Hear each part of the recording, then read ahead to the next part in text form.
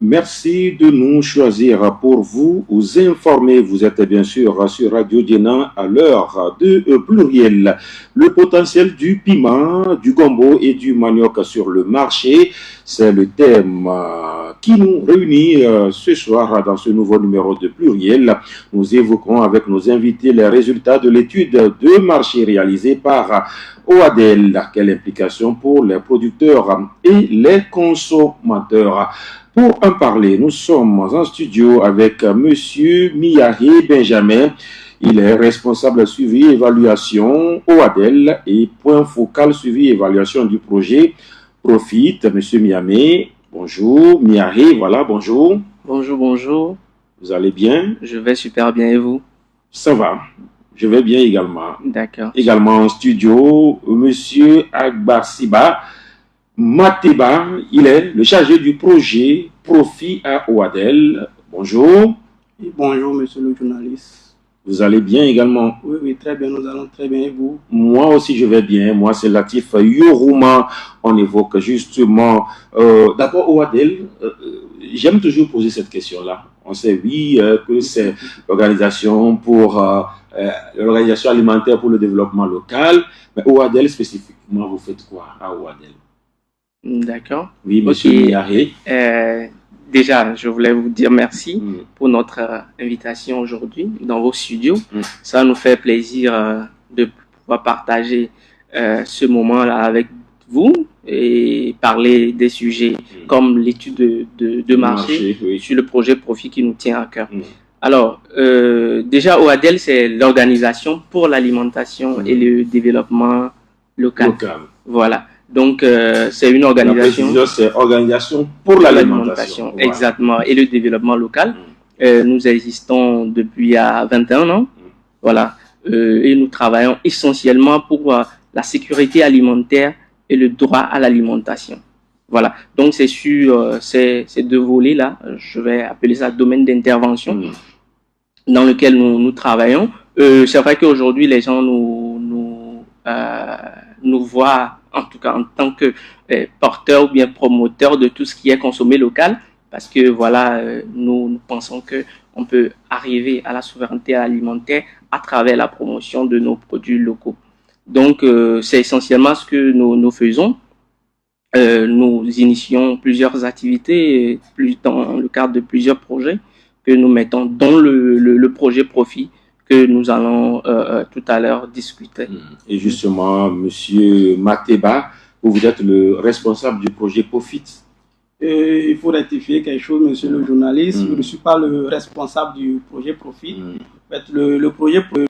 Le chargé du projet Profit, c'est bien cela? Effectivement, le chargé du projet Profit à OADEL. Le projet Profit, c'est un projet qui est mis en œuvre par un consortium d'ONG, dont l'OADEL. Donc, moi, je suis le chargé de projet Profit à OADEL. D'accord. Donc, il y a des chargés de projet Profit dans les autres ONG. Effectivement. Et vous êtes le chargé à OADEL. Effectivement. Et je voudrais savoir, comme les auditeurs, c'est quoi le projet Profit? Le projet Profit, bon, il est défini comme promotion des filières horticoles au Togo. Sur le projet Profit, nous travaillons avec les producteurs, transformateurs, commerçants, exportateurs de piment, gombo et manioc. C'est ces trois filières qui sont considérées sur le projet Profit. Et c'est quoi une filière horticole? Une filière horticole au Togo, ici, nous appelons filière horticole le maraîchage. Le maraîchage, les anglophones, les anglo-saxons, ils appellent horticulture. Et nous, au Togo, les francophones, c'est maraîchage. Alors, OADEL est auteur voilà, d'une étude, voilà, de marché. C'est dans quel cadre cette étude est menée, monsieur Miyahé? Alors, cette étude est menée dans le cadre du projet Profit. Je m'en vais rapidement vous parler un peu du projet Profit. Alors, le projet, c'est un projet qui est financé par l'USDA, en français, l'USDA, dans le cadre de leur programme Food for Progress. Donc, ça a été porté, le projet est porté par LWR, qui fait partie d'un consortium d'organisations, plus de 5 organisations, qui sont rassemblées On appelle le consortium la Chorus International. Donc, les metteurs en œuvre de projets sur le territoire togolais sont au nombre de 4, dont OADEL, ODIAE, Rafia et GRED. Voilà, donc... Qui sont des ONG. Voilà, qui sont des ONG qui travaillent essentiellement sur la promotion de l'horticulture au Togo. Maintenant, le projet vise essentiellement 2 choses. Je ne vais pas rentrer dans les aspects techniques du projet, mais ce que les auditeurs peuvent retenir, c'est le projet vise 2 choses. C'est l'amélioration de la productivité agricole, des spéculations qu'on a ciblées sur le projet, qui sont le manioc, le piment et le gombo. Voilà. Et la commercialisation de ces projets-là. Donc, 2 choses, la productivité et la commercialisation. Donc, c'est en grosso modo ce projet-là. Je peux ajouter encore que le projet est mis en œuvre dans 3 régions au Togo. Il y a les savanes, il y a les plateaux, et puis il y a la région de la Kara. Donc, savane, plateau, Kara. Et Kara, essentiellement. Donc, c'est ça. Donc, c'est dans ce cadre-là que l'étude de marché est faite justement pour voir quelle est la potentialité de ces 3 spéculations-là sur le marché togolais, sur le marché, en tout cas, régional et sur le marché international. Il y a eu plusieurs résultats. Donc, au sortir de cette étude, quels sont les principaux résultats? Oui, il y a plusieurs résultats que l'étude de marché a révélés. Il faut noter que ces 3 filières, effectivement, au Togo sont embryonnaires. Mais nous constatons qu'au Togo, le piment et puis le gombo se retrouvent dans tous les plats des ménages. Vous ne pouvez pas passer dans un ménage sans trouver le piment, sans trouver le gombo. Donc, je pense que c'est des filières qui sont porteuses pour les producteurs togolais, effectivement. Maintenant, sur l'étude de marché, ça a révélé qu'il y a plusieurs chaînes de valeur qui sont qui sont à promouvoir au fait sur les 3 filières. La première chaîne de valeur, c'est la chaîne de valeur piment rouge moulu. Piment rouge moulu. Moulu qui est vendu généralement sur le marché national et puis le marché international. Il y a également le gari et le tapioca que tous les Togolais aiment tant. Effectivement, vous aussi, vous pouvez pas me dire le contraire. Vous aimez effectivement le tapioca. Bon, quand j'étais encore petit. Voilà. Okay. La précision, elle est importante. Oui, effectivement. Parce que je ne sais plus quand j'ai pris du gari ou bien du tapioca. Mais quand on était encore petit, oui, voilà. Effectivement, ok. Et il y a aussi la chaîne de valeur EBC Fion-Fion. Vous êtes ici, vous n'êtes pas sans savoir que le EBC Fion-Fion est exporté vers l'Europe, vers l'Amérique. Donc, ceux qui consomment EBC Fion-Fion là-bas sont des Togolais qui se retrouvent là, qui demandent aux transformateurs togolais de leur envoyer le produit pour qu'ils puissent consommer. Donc, je pense que c'est des filières qu'il faut promouvoir effectivement. Il y a également la chaîne de valeur Atieke. Atieke, bon, c'est un nom que les Ivoiriens ont demandé de ne plus utiliser. Maintenant, ils appellent ça comment?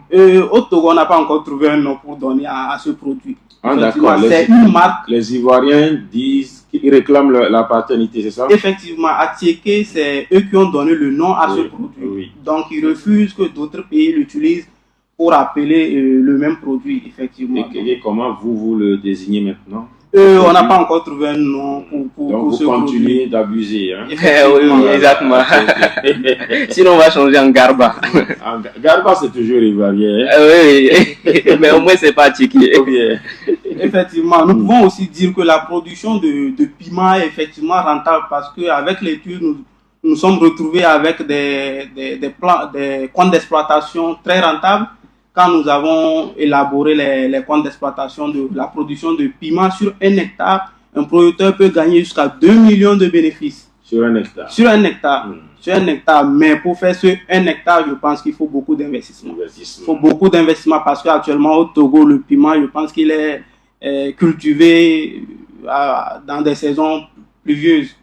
En saison sèche, le piment n'est pas cultivé dans toutes les régions parce qu'il n'y a pas l'irrigation qui est Il y a des gens qui font quand même du jardinage. Oui, les gens qui font du jardinage, mais c'est avec les eaux de marigot Oui. et puis des petits forages de gauche à droite. Ils ne peuvent pas faire des hectares. Effectivement. Donc, pour faire de grosses superficies, il faut installer des systèmes d'irrigation, peut-être pour améliorer la productivité du piment. Alors, M. Niahi, peut-être autre chose à ajouter sur les résultats? Non, je pense que il a fait le tour. Et c'est pour dire que au final que les filières qu'on a choisies sont vraiment porteurs et qu'il y a un marché pour ça. Donc on doit s'activer pour pouvoir acquérir nos parts de marché sur le plan national, sous-régional et international. Voilà. Sûrement, oui, il a déjà abordé un aspect, mais je reviens sur la question. En quoi la culture du piment, du gombo et du manioc peut-elle contribuer à l'économie et à la sécurité alimentaire? Oui, effectivement. Monsieur Akbar Siba. Je vais reprendre la question. Vous demandez en quoi la culture du piment, du gombo et du manioc peuvent réduire... contribuer à l'économie et à la sécurité alimentaire. Vous savez, ces trois cultures aujourd'hui au Togo, je disais qu'elles se retrouvent dans toutes les régions du Togo. Donc, si on arrive à faire la promotion de ces trois cultures et que chacun arrive à les cultiver, je pense qu'on va réduire les importations. Qui parle de réduire les importations parle de autosuffisance alimentaire. Donc, on aura assez de produits pour nos consommateurs et on ne va pas dépendre de l'extérieur. Effectivement. C'est de ça qu'il s'agit. Alors, toujours sur ces cultures, alors, quels sont les défis que rencontrent justement les producteurs de ces filières, que ce soit dans la production et dans la commercialisation? Monsieur Niahi. D'accord, ok. Alors, en termes de défis, moi je vais le segmenter par maillon. On va prendre premièrement le maillon production à la base. Alors, aujourd'hui, on a fait une étude de base, d'accord, avant l'étude de marché, qui a révélé quand même que on doit porter une attention particulière sur les intrants agricoles. C'est vrai qu'il y a un travail qui est en train d'être fait sur le terrain, sur les intrants agricoles, mais il reste encore à faire. Si nous prenons par exemple le piment, il y a l'étude de marché qui a révélé que il y a des types de piments qui sont préférés par les Togolais. Et d'ailleurs, au dépend d'autres. Voilà, au dépend d'autres. On l'a appelé naturellement Ganakou. Je sais pas, les gens, c'est des piments qui viennent du Ghana, que les gens achètent au marché, que justement que les unités de transformation utilisent pour son goût et puis pour sa couleur. Donc, il faut qu'on travaille sur ces intrants-là, les Ganakou là, pour que ça soit Togoku aussi. Voilà. Pour que lorsque nos producteurs l'utilisent, plus que les unités de transformation que nous accompagnons puissent les acheter. Parce que c'est à défaut de trouver mieux qu'ils prennent ce Ganakou-là. Il y a autre chose, c'est aussi l'accès au financement. Voilà, mon collègue vient de dire, par exemple, pour travailler sur une superficie d'1 hectare de piment, il faut de l'investissement. Il faut investir. Voilà, il faut investir, il faut de l'investissement sur ça. Donc, il faut forcément un mécanisme de financement qui permet aux producteurs à la base de pouvoir financer, d'investir. Voilà, je vais utiliser le terme investir. Voilà, investir dans son entreprise, qui est l'agriculture. Au-delà de ça, il y a aussi les aspects techniques de production que nos paysans ne maîtrisent pas forcément. Voilà, il y en a des formations qui ont été faites. Justement, le projet Profit veut aussi renforcer la capacité de ces producteurs-là pour qu'ils produisent mieux ces trois spéculations-là. Alors, ce que je veux ajouter aussi particulièrement, ce que nous envisageons dans ce projet Profit-là, c'est plutôt le business, que l'agriculture soit un business pour les coopératives et pour les transformateurs, les autres acteurs sur chaque maillon. Alors, donc, c'est ça, au-delà de l'insuffisance des techniques, il y a aussi le problème de marché. Alors, le marché, les paysans en ont révélé au cours des études qu'il n'y a pas assez de marché et des fois, les marchés ne sont pas rémunérateurs. Ils produisent, les gens viennent prendre, mais il faut que quand même le prix de vente puisse les avantager. Mais à défaut d'avoir mieux, ils sont obligés de brader ces produits-là. Donc, le projet Profit aussi s'inscrit dans cette démarche-là de contractualisation entre les producteurs à la base et les unités de transformation. Alors, c'est en grosso modo ce que je peux dire concernant le maillon production. Oui, d'accord. Maintenant, si... Avant peut-être de poursuivre, je voudrais revenir justement sur ces aspects-là. Alors, ils produisent, mais à la vente, ils ne sont pas, les produits ne sont pas achetés à leur juste valeur, c'est bien cela. Oui. Et qu'est-ce qui explique cela?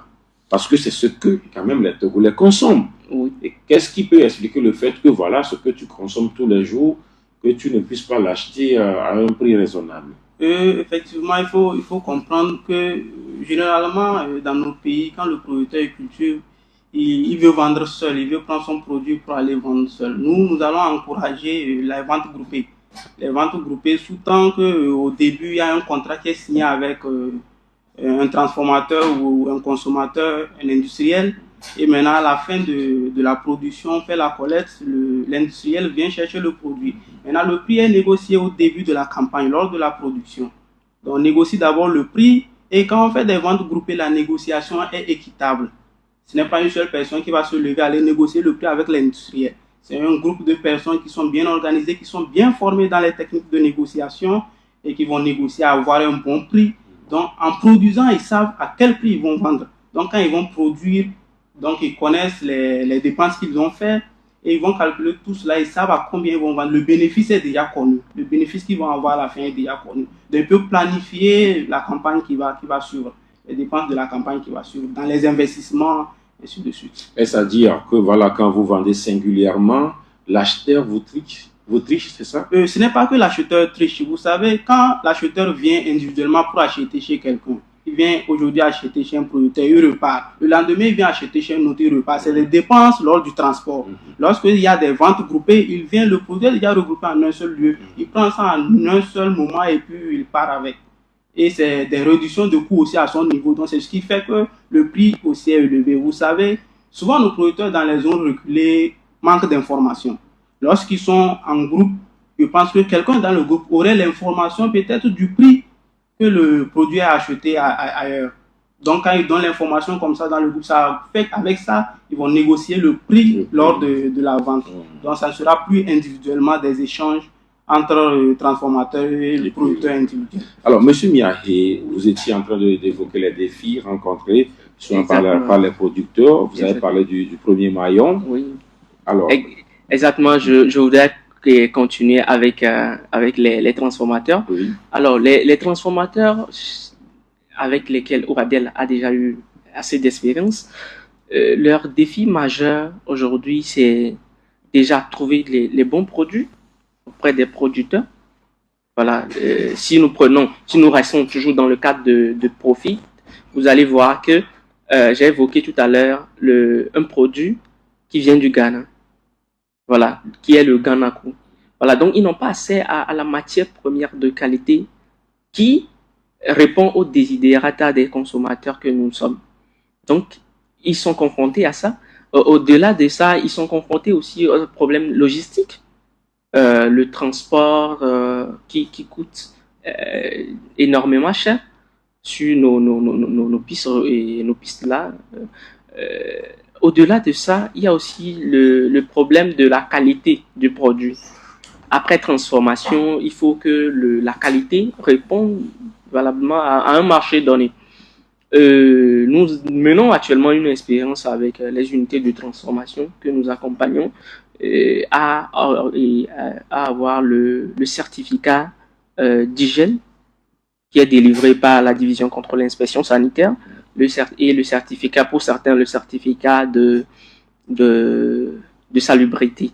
voilà, qui est délivré par ITRA. Alors, ça nous montre que quoi? Ça nous montre que beaucoup d'unités de transformation aujourd'hui n'ont pas les certificats requis pour accéder à certains types de marchés.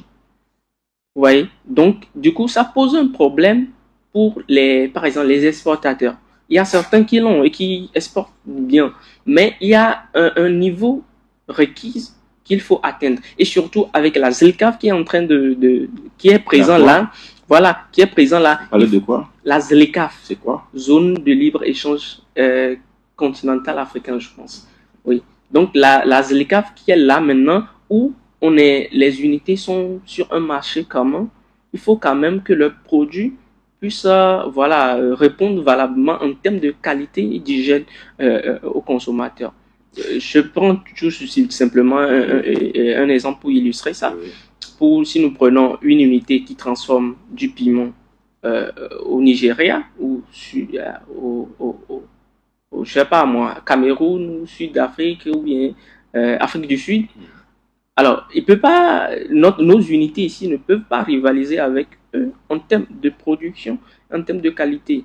Donc, il faut que ce défi-là aussi soit relevé. Donc, le défi de la qualité. Au-delà du défi de la qualité, il y a aussi leur accès au marché. Par exemple, les marchés qui sont internationaux, il faut qu'ils arrivent à accéder à ces marchés, pénétrer ces marchés-là et garder leur part sur le marché. Donc, c'est très sportif, mais c'est un défi qu'on doit relever. C'est dans cet esprit-là que s'inscrit le projet Profit. Oui. Si vous venez de nous rejoindre, vous êtes sur Radio Djena, l'émission c'est pluriel, on parle du potentiel du piment, du gombo et du manioc sur le marché. Nous sommes avec monsieur Miahé Benjamin, il est responsable suivi et évaluation à OADEL et point focal suivi et évaluation du projet Profit. Également en studio monsieur Agbarsiba Mateba, chargé de projet Profit à OADEL. Des défis, d'accord, et au niveau de OADEL, quelles recommandations justement pour permettre à ces producteurs de surmonter les obstacles? Monsieur Mateba. Ok, effectivement, vous savez, tout à l'heure, quand il parlait de défis, il a parlé de rendement, de faibles rendements que les producteurs ont à la fin de la campagne. Je pense que pour combattre cela, il faut utiliser des variétés améliorées. Aujourd'hui, dans nos instituts de recherche, il y a des variétés qui sont développées, qui sont améliorées, qui donnent un bon rendement et qui sont adaptées au climat, c'est-à-dire qui sont résistants aux maladies, à la sécheresse. Je pense que les producteurs doivent utiliser ces variétés pour avoir un bon rendement à la fin de la campagne. Et pour avoir cela, je pense que c'est à nous, les acteurs qui sommes dans le domaine, de vulgariser ces variétés améliorées que les producteurs méconnaissent.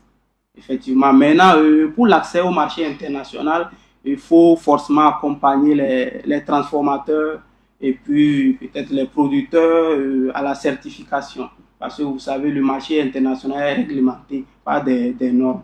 Il faut forcément les accompagner à avoir des certificats internationaux pour pouvoir exporter leurs produits à l'international. Je pense que c'est ce que je peux dire. Alors, si je comprends, alors les producteurs aujourd'hui, on peut dire qu'au plan local, on en a assez. Il y a beaucoup de production et donc il faut qu'ils aillent vers le marché extérieur. C'est ce que vous leur recommandez? Je vais dire déjà le marché local, il faut que nous arrivions. Voilà, il faut que les Togolais, notre devise à OADEL, il faut que les Togolais arrivent déjà à manger d'abord, avant que ça ne s'exporte.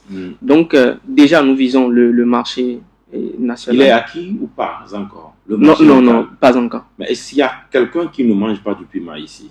Oui, on mange du piment. Mais peut-être l'achat voilà. n'est pas Voilà, et les piments, à la taille. Et les piments, je le réitère, il y a des piments que nous mangeons ici au Togo qui ne sont pas produits au Togo, qui sont produits ailleurs, qui... Au Ghana, vous dites que... Oui, par exemple, au Ghana, voilà, Ganakou, là, par exemple, voilà. oui, Ganakou, là. Voilà, ça vient du Ghana, des fois ça vient du Bénin. Voilà, il y a des piments que nous mangeons qui ne viennent pas forcément du Togo. Donc, autrement dit, ce marché-là reste quand même à saturer. À saturer. Oui. Il faut d'abord que les populations prennent sur elles de consommer d'abord le piment qui vient du Togo. D'abord, c'est bien cela. D'abord. Et puis après également qu'ils apprennent à bien les acheter. Et pour cela, il faudrait que les vendeurs, en tout cas les producteurs, se mettent en groupe. C'est cela. Exactement. Et avant maintenant, quand tout ce travail-là sera fait, maintenant aller vers le marché extérieur. C'est important. Dans les défis au niveau des producteurs, vous avez évoqué le problème de financement. Ils doivent les trouver où? Parce que là, il semble qu'il n'y a plus d'argent véritablement au Togo. Ils vont prendre l'argent où? Oui, monsieur Matiba. En fait, ce n'est pas qu'il n'y a plus d'argent au Togo. Il y a de l'argent qui se trouve dans les institutions de microfinance et des établissements financiers. Il y a de l'argent qui se trouve là. Mais comment avoir cet argent? C'est ça le problème. Et quoi faire de cet argent? Effectivement, vous savez, le domaine agricole, c'est un domaine dans lequel il y a beaucoup de risques. On ne maîtrise pas la nature, les aléas climatiques, tout ceci, on ne les maîtrise pas. Donc, c'est ce qui fait que le financement agricole traîne à prendre de l'élan. Vous savez, dans les pays développés, le financement agricole est avancé à cause de l'irrigation. Vous savez, même en saison sèche, les gens produisent. Quand il n'y a pas la pluie, les gens produisent. Mais au Togo, c'est difficile de voir un producteur qui n'a pas assez d'argent produire en saison sèche parce qu'il ne peut pas irriguer son champ. Maintenant, lorsque tous ces contours-là sont vus et maîtrisés, je pense que les établissements financiers ne vont pas hésiter à donner de l'argent aux producteurs et puis aux transformateurs. Effectivement, c'est ça. Est-ce que OADEL, à un moment donné, aide ses producteurs aussi à monter des petits projets dans la recherche des financements? Est-ce que vous êtes également dans ce champ-là? Alors, jamais. Oui, c'est vrai que nous accompagnons pas les producteurs directement, mais plutôt les transformateurs. Les transformateurs. Voilà. Donc, avec les producteurs, c'est des mises en relation avec les transformateurs que nous faisons. C'est quoi la différence entre transformateur et producteur? Alors, le producteur, c'est la personne que nous appelons communément paysan entre griffes. Voilà, c'est la personne qui est en contact avec la terre, qui cultive et qui sort des produits. Maintenant, le transformateur, c'est la personne qui ajoute une valeur ajoutée en transformant ce produit-là en un produit dérivé.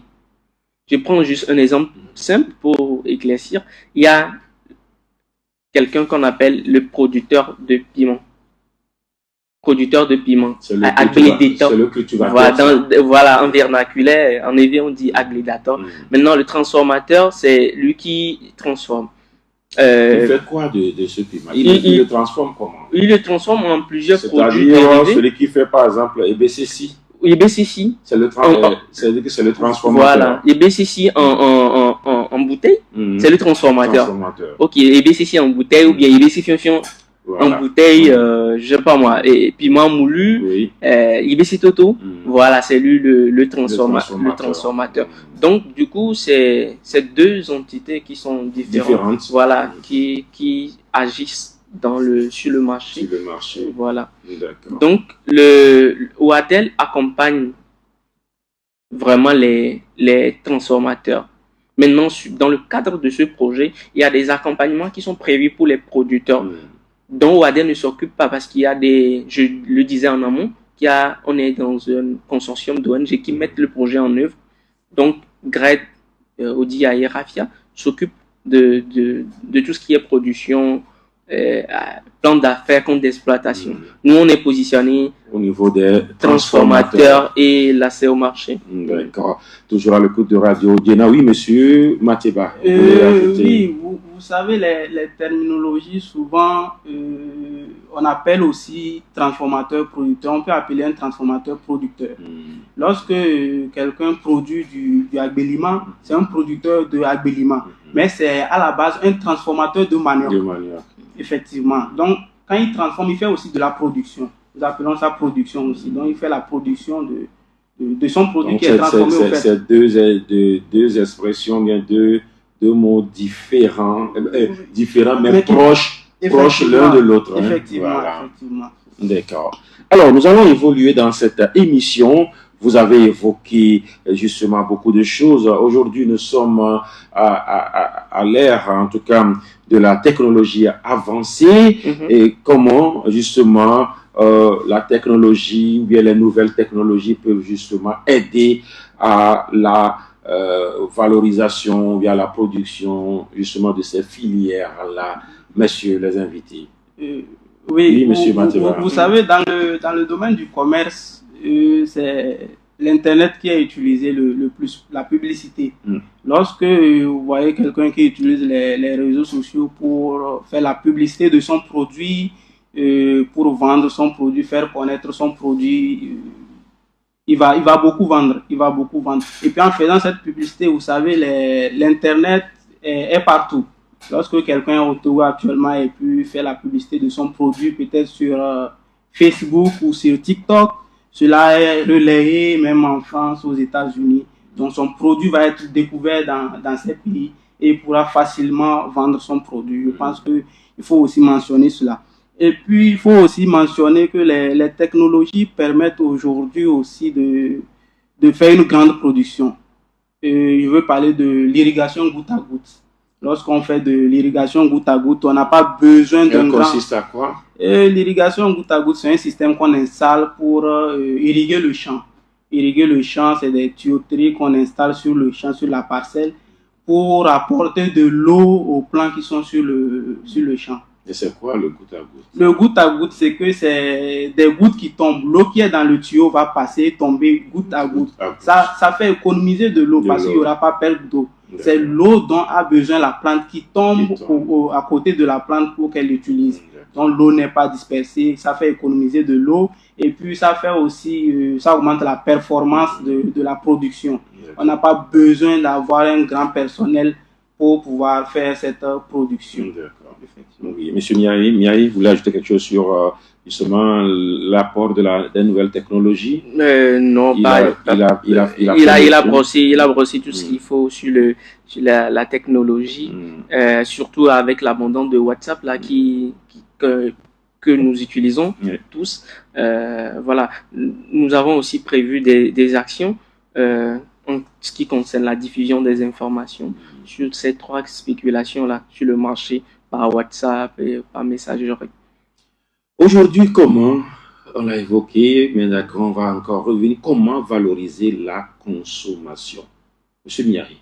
La consommation locale, permettez-moi déjà de souhaiter un bon mois de consommer local aux auditeurs d'IA et à tous les acteurs qui œuvrent pour la consommation locale au Togo. C'est quand même un champ assez vaste pour nous permettre d'être souverains. Voilà. Alors, la question, c'est essentiellement, moi je vais l'axer sur le développement pas de l'entrepreneuriat, mais d'affaires des unités de transformation, parce que quand on parle de consommation locale, essentiellement, nous nous tournons vers eux, parce que c'est eux qui offrent directement les produits et les services sur le marché. Nous, le projet là, déjà, nous pensons qu'il faut que nous puissions développer des systèmes d'affaires entre ces transformateurs et les consommateurs que nous sommes. Bien sûr, il y aura des actions de sensibilisation, de promotion tout autour, mais quand même, pour moi, il faut axer notre travail sur le développement du potentiel des unités de transformation. Je ne sais pas trop si j'ai répondu à la question. Vous pouvez reposer. Pas encore. Je suis toujours sur ma soif. Ok, d'accord. Voilà. Vous pouvez reposer comme ça. Je voudrais savoir comment justement valoriser la consommation de ces produits-là qu'aujourd'hui vous vous mettez, voilà, en sel, je vous parle du manioc, je vous parle du piment, je vous parle du gombo. Comment valoriser justement la consommation de ces produits-là? Alors, comment valoriser la consommation de ces produits-là? Je vais aller en deux volets. Alors, premièrement, des consommateurs que nous sommes, il faut que lorsque nous arrivons sur le marché, nous voulons acheter des produits qui sont issus de la production, par exemple, de ces trois spéculations-là. Il faut que nous ayons le cœur de pouvoir accepter ces produits-là déjà sur le marché. Quels que soient les emballages, vous savez, les unités de transformation ont fait assez d'efforts. Ouais, il y a des années, les emballages n'étaient pas pareils. C'était les gens avec les photos et tout ça là. Donc, il faut que nous acceptons ça. Il faut que nous acceptons aussi le prix. Parce que si on dit qu'il faut les accepter, c'est que les emballages sont moins attirants. Oui. Que peut-être ce qui vient de l'extérieur. Oui, c'est clairement. Ce que peut-être vous voulez dire. Oui. D'accord. Oui. Il faut que nous acceptons aussi le prix. Oui, acceptons de payer des fois le prix qui... Même s'il est élevé. Il est élevé. En même temps, c'est normal. Parce qu'ils produisent en quantité limitée, ils ne peuvent pas offrir ça en économie d'échelle. Alors, il faut que vraiment aussi, lors de nos événements, d'accord, institutionnels ou pas, il faut que nous puissions mettre en avant ces produits-là, justement pour les valoriser, justement. Donc, c'est ce que je peux dire sur la valorisation. Comment valoriser justement la consommation. Monsieur Mathieba. Oui. Vous savez, lorsque nous refusons nos produits locaux parce que l'emballage n'est pas bien, nous ne savons pas ce qui se trouve dans l'emballage qui nous vient d'ailleurs. De ce côté, je peux vous dire que l'emballage remplace le produit. De ce côté, le producteur, le transformateur chez nous ici au Togo, il ne met pas les moyens dans l'emballage, mais il met les moyens sur le produit pour avoir un bon produit à la fin. Donc je pense que nous devons les encourager à produire aussi assez, nourrir les Togolais que nous sommes, pour éviter que les produits nous envahissent ici au Togo. Vous avez évoqué du piment fion-fion. Et que dites-vous de ceux qui pensent que du piment grillé n'est pas aussi trop bien pour la santé? Monsieur Agbar-Siba. Sur cet aspect, je pense qu'il n'y a pas encore une étude qui démontre que ce piment est mauvais pour la santé. Je ne suis pas... Non, le piment grillé. Hein. Oui, le piment grillé. Voilà. Bon, je ne sais pas si vous avez peut-être des informations là. C'est une question au sujet. J'ai déjà des informations, je n'en ai plus pour vous. C'est ça, donc c'est ce que je sais que je dis. Voilà. Je n'ai pas d'informations sur ce sujet. Je pense qu'il n'y a pas d'étude qui a démontré que le piment grillé est mauvais pour la santé. Jusqu'à preuve du contraire. Okay. Je ne suis pas nutritionniste. Si les nutritionnistes nous attendent qu'ils réagissent, je pense que c'est ça. Oui, peut-être que M. Miahé va nous en dire plus. Non plus, je ne suis pas nutritionniste. Mais ce que je peux dire, c'est qu'on l'aime quand même, les fion-fion. Oui, c'est rentré dans nos cultures, c'est rentré dans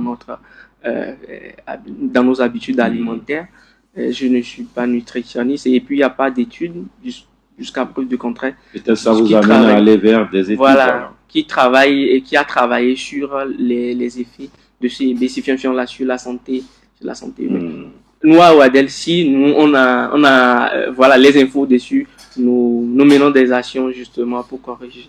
Merci. D'accord. Alors, aujourd'hui, quel message pour les producteurs par rapport justement à l'étude du marché que vous avez eu à faire? Quel est ce message que vous voulez porter aux acteurs, aux producteurs, aux transformateurs? Oui, effectivement, pour la commercialisation, c'est-à-dire un message à nos transformateurs, je pense que pour percer sur le marché, il faut qu'ils améliorent leurs produits. Quand je parle d'améliorer leurs produits, c'est d'avoir le certificat. Le certificat pour pouvoir vendre leurs produits sur le marché local comme sur le marché international. C'est très important parce que, je vous disais ça auparavant, le marché actuellement est réglementé. Il y a des normes qu'il faut respecter parce que nous savons que c'est les produits alimentaires, ça rentre dans notre organisme. Tout ce que nous ingérons, je pense qu'il faut contrôler ça. Donc pour contrôler ça, Il faut quelqu'un d'extérieur qui regarde pour voir que le produit que tu sors là est de bonne qualité et bien pour les consommateurs. Maintenant, aux producteurs, je leur dirais de se mettre ensemble, de se mettre toujours ensemble. Les coopératives, ça n'a jamais tué. Ça n'a jamais tué. Lorsqu'ils sont individuellement, c'est compliqué qu'ils puissent trouver le marché. Mais quand ils sont ensemble, il y a un transformateur ou un commerçant qui se rend compte qu'il y a un groupe de personnes ici qui produisent une grande quantité de piment. Je pense qu'il ne va pas hésiter à aller chercher ce piment là-bas. Je vous dis aussi que le titre de marché a révélé qu'il y a une grande quantité de piment ghanéen qui est déversé sur le marché togolais. Le piment dont il parlait, le piment Ganakou. Ceci, c'est parce que les Ghanéens produisent en grande quantité. Et toute la quantité là est regroupée, déversée sur notre marché. Donc le transformateur, lui... C'est de bonne qualité quand même. Bon, on n'a pas encore fait... Vous parlez de déverser, c'est péjoratif. Ok, bon, je n'ai pas dit que ce n'est pas de bonne qualité. Mettre peut-être, mettre sur le marché. Voilà, d'accord. Déverser, voilà. Ok, d'accord, qui vient sur notre marché ici. Je pense que s'ils se mettent ensemble, les transformateurs trouvent de l'intérêt à aller prendre leurs produits, ils vont forcément aller prendre ce produit. Monsieur Miaye, alors, quel message? Oui, je pense qu'il a tout brossé. Il a tout dit. Oui, il a tout brossé. Maintenant, en termes pour moi, pour les transformateurs, c'est que la ZLECAf arrive. En tout cas, la ZLECAf est déjà là. Il faut qu'ils prennent des mesures pour s'assurer que leurs produits répondent à des normes. Maintenant, moi, tu n'as pas demandé, mais moi, j'ai un message pour nous les consommateurs. Oui, c'est le moment. Voilà, nous les consommateurs, il faut que nous acceptions de consommer nos produits, valorisons nos produits. Il faut que nous regardions aussi dans nos assiettes sur les produits que nous sommes en train de consommer. Leur lieu de provenance, est-ce que c'est mieux par rapport à nos produits qu'on produit ici? Je ne crois pas. Donc, il faut que nous acceptons les prix et la qualité aussi. Merci.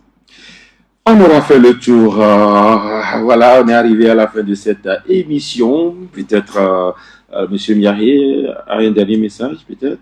Non, pas particulièrement. Déjà, je vous remercie pour l'invitation, l'honneur que vous nous avez fait de pouvoir nous présenter ici et de parler de OADEL, du projet Profit, des perspectives. Déjà, merci aux auditeurs. Je les souhaite un bon mois de consommer local. Je rappelle que vous êtes responsable suivi évaluation à OADEL et également point focal suivi évaluation du projet Profit. Monsieur Agbarsiba Mateba, peut-être un dernier mot. Je tenais juste à vous remercier pour l'invitation aujourd'hui. Je pense que les sujets dont on a discuté, ça peut éclairer certaines personnes, les producteurs comme les consommateurs. En tout cas, ceux qui veulent faire des affaires, je pense que c'est l'occasion de se lancer. Vous savez, ces trois filières dont nous venons de parler, c'est des filières porteuses. Ils peuvent se lancer. S'il y a certains qui veulent se lancer, ils n'ont pas assez d'informations, ils peuvent nous approcher.